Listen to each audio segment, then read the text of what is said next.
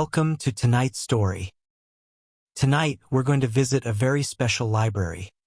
A place where books are more than just paper and ink, where stories have secret lives of their own. This is a tale about the magic of reading, the value of forgotten things, and the kindness that comes from listening to stories that need to be heard. So snuggle up, let your imagination open like the pages of a book, and let's step into the library together. The library where stories sleep. In a quiet corner of a busy city, there stood an old library. It wasn't grand or modern like the new library downtown with its glass walls and computer stations. This library was made of red brick that had weathered to the color of autumn leaves. Its wooden doors creaked when you opened them, and the floors inside squeaked with every step. The library had tall windows that let in golden afternoon light, and shelves that reached so high you needed a rolling ladder to reach the top books. It smelled like old paper and dust and possibility. Most people in the city had forgotten it existed, preferring the shiny new library with its cafes and reading pods. But 12-year-old Mira hadn't forgotten. Mira loved the old library. She loved how quiet it was, how the librarian, Mrs. Chun, always had a book recommendation ready, and how you could curl up in the window seats and read for hours without anyone bothering you. Mira visited the library every day after school. She had read so many books that Mrs. Chun joked she might run out of recommendations. Mira read adventures and mysteries, fairy tales and science books, poetry and history. She read books about dragons and books about dolphins, books set in ancient Egypt and books set in the future among the stars. One rainy Thursday afternoon, Mira arrived at the library and found Mrs. Chun looking worried. "What's wrong?" Mira asked, setting down her dripping umbrella. Mrs. Chun sighed. "The city council is thinking about closing the library. They say not enough people use it anymore. They want to turn it into something else, maybe offices or apartments." Mira felt as if someone had knocked the wind out of her. "Close the library? But they can't. This library is special." "I know, dear," Mrs. Chun said softly. "But we have only a month to show that people still value it. If we can't increase our visitor numbers, they'll close us down." That evening, Mira couldn't concentrate on her homework. She kept thinking about the library, about all those books that would be packed away and sent somewhere else. She thought about Mrs. Chun losing her job. She thought about having no quiet place to read anymore. Unable to focus, she decided to return to the library that evening. Her parents let her go. They knew how much the library meant to her, and it was only 3 blocks from their apartment. When Mira arrived, the library was dark. Mrs. Chun had gone home for the night. But Mira had a key. Mrs. Chun had given it to her months ago, trusting her to lock up on the evenings when Mira stayed late reading. Mira let herself in and turned on just one small lamp at the front desk. She didn't need much light. She knew the library so well she could navigate it with her eyes closed. She walked between the shelves, running her fingers along the spines of books she had read and loved. Then something strange happened. As Mira passed the section of fairy tales, she heard a sound. It was very faint, like wind through leaves, but there was no wind in the library.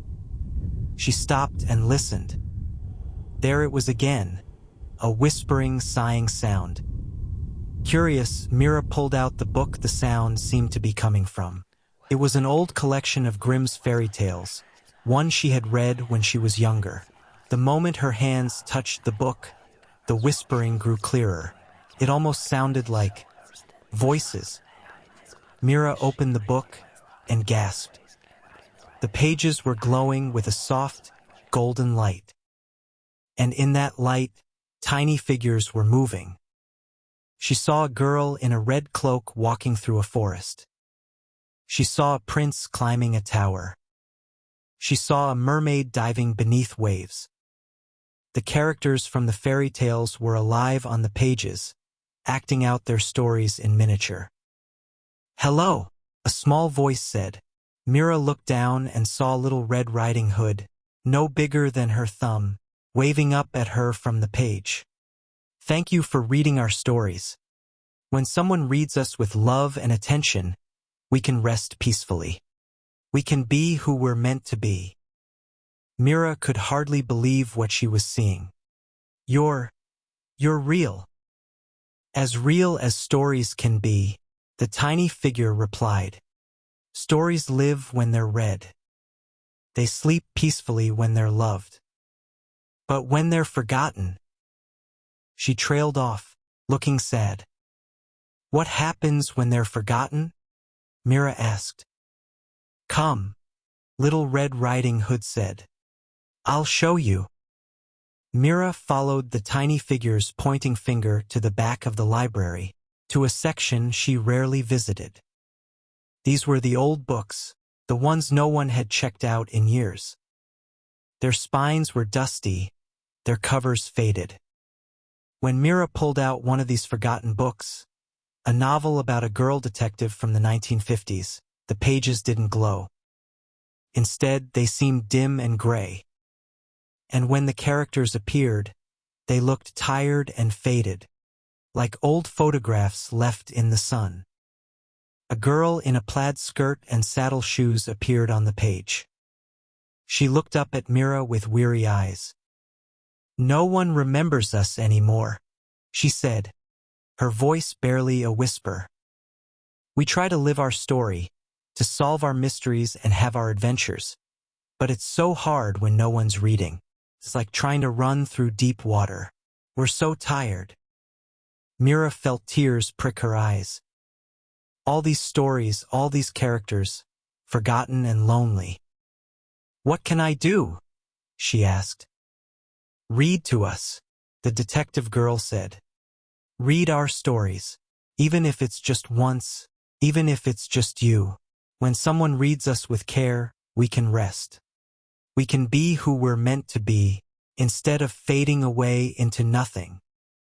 That night, Mira made a decision. She couldn't read every forgotten book in the library. There were too many, but she could start.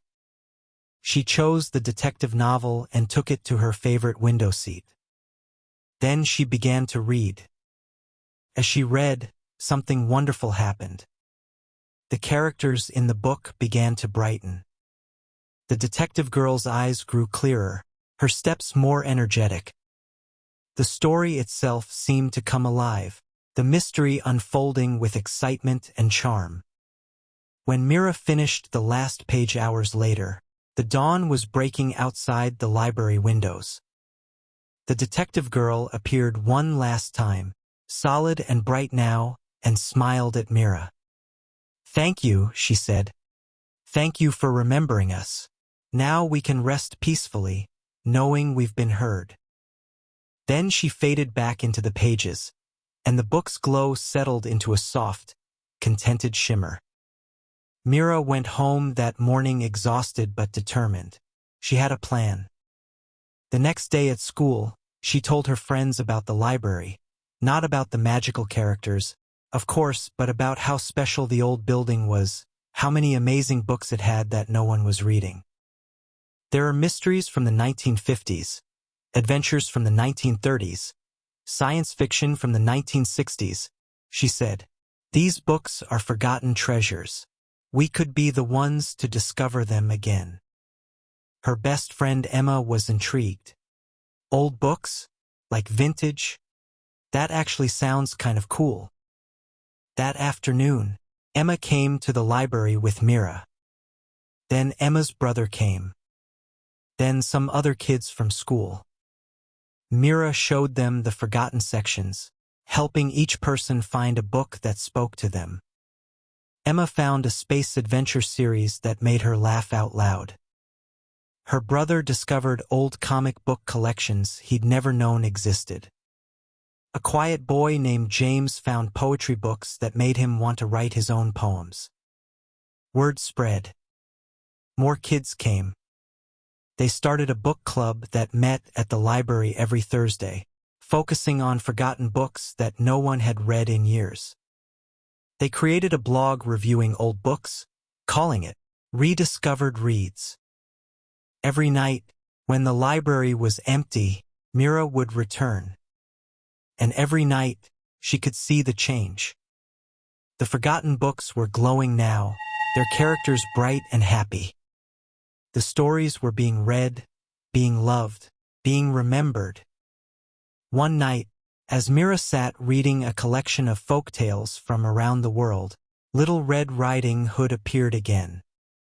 "You've done something wonderful," the tiny figure said, smiling. "Look around." Mira looked. The entire library was glowing softly, every book on every shelf emanating a gentle, happy light. Characters were visible on hundreds of pages, all of them moving, living, being their truest selves. She saw pirates sailing miniature ships across an ocean of text. She saw princesses dancing in castle ballrooms no bigger than postage stamps. She saw detectives solving crimes, astronauts exploring distant worlds, animals having adventures in enchanted forests. Every story was alive. Every story was being read, being loved, being remembered. "Stories need readers," Little Red Riding Hood said. "Without readers, we fade. But you didn't just save the forgotten books. You taught others to value them too. You reminded people that old doesn't mean worthless, and forgotten doesn't mean not worth finding." Tears rolled down Mira's cheeks, but they were happy tears. "I just didn't want the library to close," she said. "And it won't," a voice said. Mira turned to see Mrs. Chun standing in the doorway. The librarian was looking at all the glowing books with wonder in her eyes. "I can see them too," she whispered. "I always could, even when I was young. That's why I became a librarian. And Mira, because of you, the library is saved." It was true. The city council had noticed the sudden surge in library visitors, especially young people. They had seen the blog, the book club, the social media posts about rediscovered treasures. The library would stay open. In fact, they were planning to restore it, to make it even better while keeping its old-world charm. Over the following months, the old library became a beloved landmark. People came from all over the city to visit, to find their own forgotten treasures, to be part of the rediscovery movement. The book club grew. The blog became popular. And most importantly, books that had been forgotten for decades were being read and loved again. Mira continued to visit every day. Sometimes she read with friends, sometimes alone. She found that every book, no matter how old or forgotten, had something valuable to offer. Some made her laugh. Some made her think. Some made her dream. And at night, when the library was quiet, she would see the characters living their stories on the pages, peaceful and content because they were being remembered, being loved, being heard. One evening, a few months later, Mira was reading in her window seat when a new visitor came to the library. He was a boy about her age, looking lost and uncertain. "Can I help you find something?" Mira asked kindly. The boy shrugged. "I don't really like reading. My teacher said I should try, but I don't know where to start." Mira smiled. She remembered feeling overwhelmed by all the choices when she first started visiting libraries. "What do you like to do?" she asked. "I like building things, and dinosaurs, and space." "Perfect," Mira said. She led him through the shelves, pulling out books as they went. a vintage book about building tree houses, a science fiction story about colonizing Mars, a novel about a kid who discovers dinosaur bones in his backyard. The boy's eyes lit up as he flipped through the books. "These look actually cool," he said, surprised. "Every book is waiting for the right reader," Mira told him, something Mrs. Chun had once told her. "And somewhere in here, there's a story waiting just for you." As the boy checked out his books, Mira saw Little Red Riding Hood appear on a nearby shelf, giving her a thumbs up. Mira grinned back. That night, as Mira locked up the library, she paused at the door and looked back at the shelves. They were glowing softly, every book content, every story alive. The library was safe. The stories were being read. And most importantly, people had learned that every story, every book, every forgotten treasure has value. You just have to take the time to listen. Mira stepped out into the evening, the key in her pocket, her heart full. Tomorrow she would return and read more stories. Because stories needed readers, and readers needed stories, and she would always be there to make sure no story was ever truly forgotten again. The old library stood in its corner of the city, its lights warm and welcoming, a place where stories slept peacefully, knowing they were loved. The end. Sweet dreams, wonderful readers. May you dream of magical libraries and stories that come alive. Remember that every book deserves to be read, every story deserves to be heard, and every forgotten thing has value if we take the time to rediscover it. Please subscribe and follow my channel for more stories. Good night.